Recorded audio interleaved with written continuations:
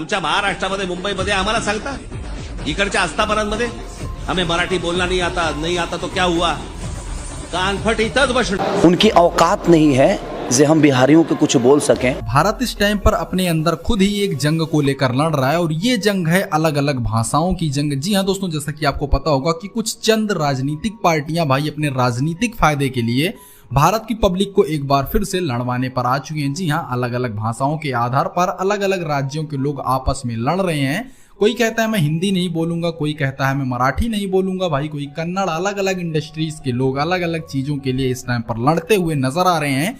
शायद आज के जमाने के लोग ये भूल गए कि हमारा भारत देश इसी वजह से जाना जाता है कि पूरे विश्व में सबसे ज्यादा एक देश में अगर कोई भाषा बोली जाती है तो वो भारत के अंदर जी हाँ लगभग 28 से 30 अलग अलग भाषाएं बोली जाती हैं।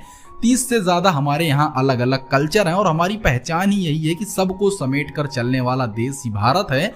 और आज शायद हमारा भारत देश अपनी पहचान को खोता हुआ नजर आ रहा है। जी हाँ, इस पर खेसारी लाल यादव, पवन सिंह और दिनेश लाल निरहुआ ने भाई खुलकर विरोध किया है। हिंदी हमारी राष्ट्रभाषा है, हिंदी के साथ हमको अच्छी बात है अलग अलग भाषाएं सीखनी चाहिए, लेकिन भाई किसी को जबरदस्ती सिखाने के लिए उसको मारा पीटा जाए ये शायद सही बात नहीं है। खैर दोस्तों, इस विवाद के बारे में आपकी क्या राय है, कमेंट जरूर कीजिएगा।